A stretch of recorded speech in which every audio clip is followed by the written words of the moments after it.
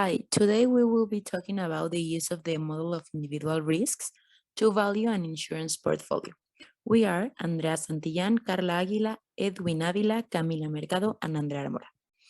We have a portfolio of 60 whole life insurance contracts for 40-year-old people. The benefit is 1,000 and the interest rate is 3%. We will use the inverse transform and Monte Carlo simulation techniques to find the least K such that the probability of ruins is less than 5%. We know that the company charged this to every client, which means the present value of a person of age X to offer coverage for the next omega minus X years.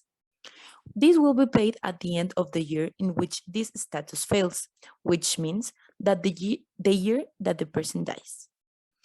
The 1 over the x means that it is paid as long as the death occurs in those omega minus x years. Then we add to this the square root of the variance multiplied to a constant k. We will use the table MMEX 8289 and we will assume a discount rate of 3%. Here we have the table where the column A has the age and the column B has the probability that the person die in the next year. We need to focus on the person of age 40. So in the column C, we have the years that the person of age 40 needs to live to reach the age of the column A. Example, here we have a person age 40. So to reach this year, this age, this person needs to live 1 year more. So we have 1. In this case, we have a person age 40. So to reach this age, this person needs to live 2 years more. So we have A2 here. Then in the column D, we have KP40, which represents the probability of a person of 40 years old survive K years. In this case, the person already has 4 years old. So the probability that this person reaches the 4 years old is 1. To calculate the probability that this same person survives 1 year, we have to multiply the probability of surviving in the previous year times 1 minus the probability of death at the person age, which in this case is 40.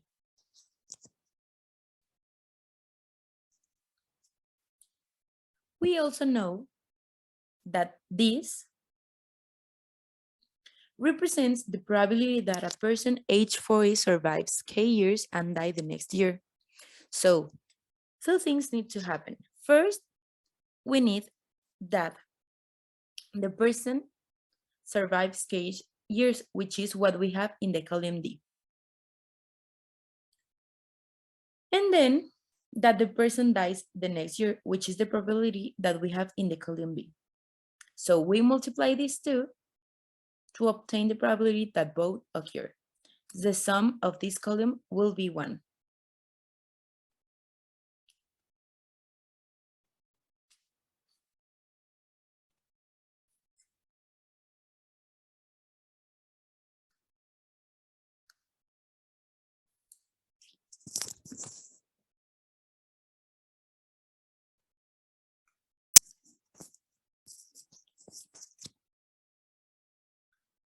Then we have this, which is the discount rate. We have to divide 1 between 1 plus the interest rate, which is 3%, and this will be raised to K plus 1.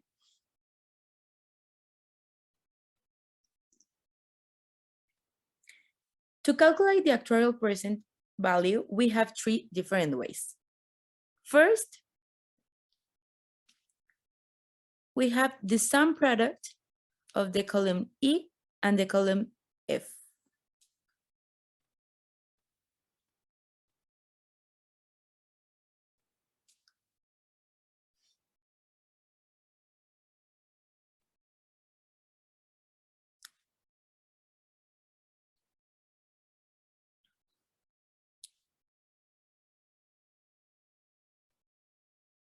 This present value will be the expectation of the insurance. The second way is using a formula.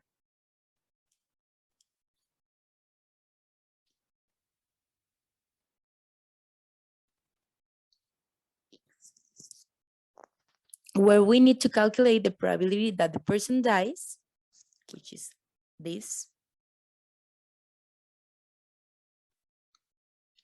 between 1 plus the interest rate plus 1 minus this probability the person dies, which is the probability of the person that the person survives. And then we have to divide this between 1 plus the interest rate times the present value of the insurance of the following year. So for a person age 40, we have this. Unit viable at the end of the year of the death of the person X with the benefit. Here is our function. We have to write the age. We put X, the number of years of coverage, and that is N, and also the rate, that in this case is 3%. The variable B, that is output, which is a financial factor, and K, that is our variable, which is used to come from age, which is 40 in this case. We have our X. An initial value of 0 is given for the expectation. We put here. The value of the financial cycle is determined by the formula 1 divided by 1 plus our rate. And also we enter the number of policies for the sum, and we put the sum that is said to be a cycle here, and is the same value, also the same value from our function is successfully integrated, and the previously calculated expectations give the same value, as we can see in our Excel. We have here and here with our function that we create. We have the same. Also, we have to calculate the variance, that is calculated using the formula that is the second moment minus the first moment squared. And we already have our first moment, so it's necessary to calculate the second moment, which is given by the sum of k equal to 0 up to n minus 1 of the discount factor that, as we know, is determined by the financial factor.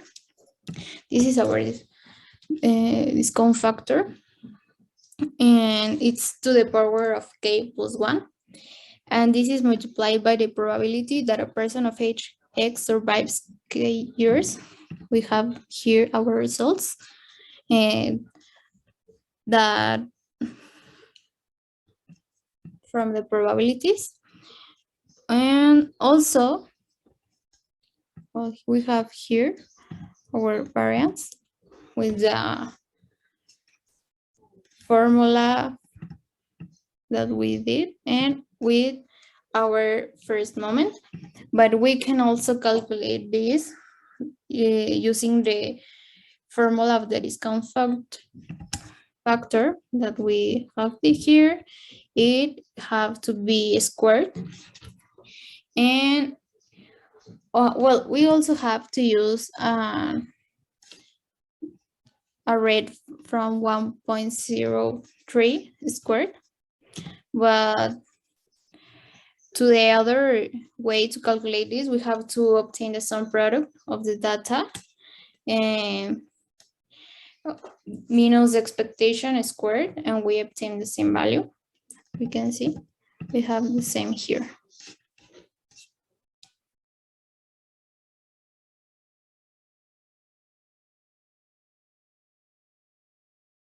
Make it where the hope obtained before we will do the same with the variance. And we write a number of simulations and the central limit theorem. So for a group of 60 people, well, this is an image, but there are 60 people. What we do is calculate the normal inverse with the following parameters. First, let's generate a number random that will represent a probability. After, as a mean of the distribution, we will use 60 times the expectation in the random variable. And finally, as variance parameter, the root of 60 times the variance of the var delay the benefit for unit profit we want to simulate. The loss for a group of 60 people who are the same age and same profit, this will be what I got, what to pay is my random number, minus what I have is 60 times the premium. We see if there is probability of ruin in the loss is greater than 0, then we will have 1, and if it is negative, we will be winning. This we say the many times we can observe.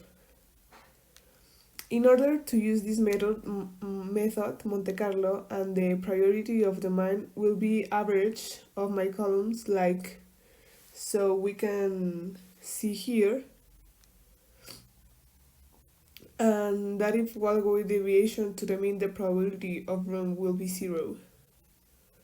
Here we see that for a benefit cap, I chart the person fell for a benefit is here for a peso. I'm going to charge a person of a premium of 40 cents, and this is going to be expensive because the weight is paid at the end of the year is, so the first one is here. Then using the distribution approach normal, we will obtain probabilities of ruin about 1.67%. And well, a disadvantage of this approach is that we are calculating the claims of each intervention using a normal approximation, but this is just, well, an approximation theorem central that tells us what we should have enough random variables. In this case, 60 variables are enough.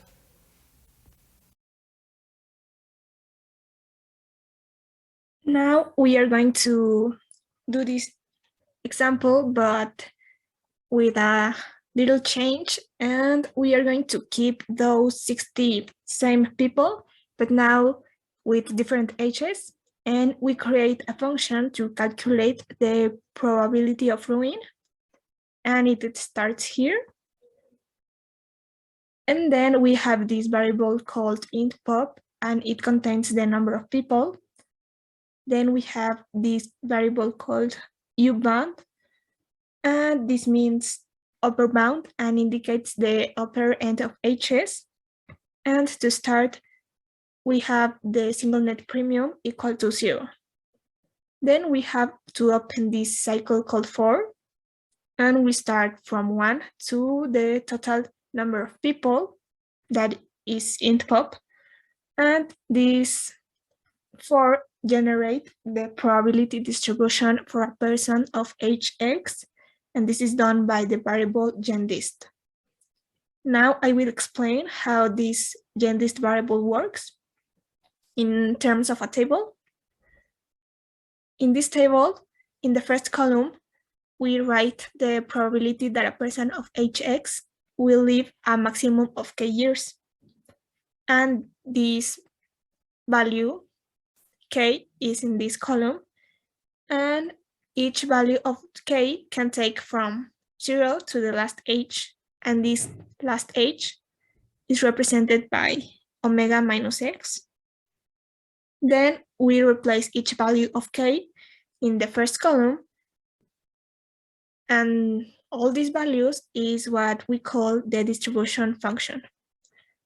Then let's go back to the function, and we have the actuarial present value function, and then we have the desviation, that is basically the variance, the root of the variance of C, and this is equal to the root of the second moment minus the first moment squared. Then we have the single net premium, and this represents the accumulation of single net premiums, and it's composed of all individual insurance, the number of sigma times, and the desviation we calculated before. Then we have this variable, and this means the present value of the population, and this is equal to this other variable right here. That means the present value of a person of age X. Then this variable we have right here, and this variable returns an array, which is the discount factor divided by a random value whose function is hdet.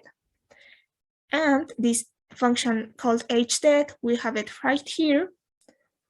And this basically is an implementation of the inverse transformation that gives us a number of years for a person. Then going back to this function, what this function does is to make a comparison between the financial present value and what the person is charged. This means that the values of these are vectors, and in general, this variable is a vector too. Then we have this cycle again for, and well, what this does in visual terms is it makes a table where we have a no simu, that is the number of simulation, and the variable infop, that is the total number of people. And well, this contains the number of simulation that a person can have. And we have to sum these values, and this value is contained in this variable called summa. Then we have this statement where we compare the sum of the simulation with the single net premium. And if the variable is greater than 1, it means that the sum is greater than what you collect, and it means ruin. And if it is 0, it means the opposite, that you are not in ruin. And then the results are added up, and the Monte Carlo technique, we have to apply it. And this technique indicates the number of scenarios in which a person will be ruined. Then in this part, we have the variance. We calculate the variance, and this variance gives us also the confidence interval at 95%. And finally, we have this part where we call this function C, and this is what we call in Excel, and it will return us the array.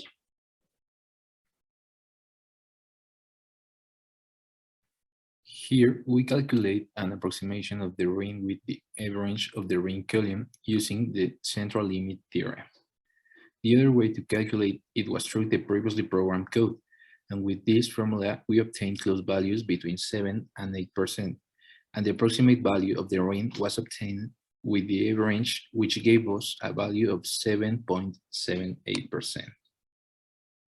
We can notice that they are values that diverge a bit, but to make it even more exact, we can increase the number of simulations or modify the value of k. In this case, we will use a k value of 0.28, with which we will calculate another premium value using that sigma. And from there, we calculate the variance between the two premiums and take the maximum of all these variances, which was 2.44%, which is a little below the interest rate being charged.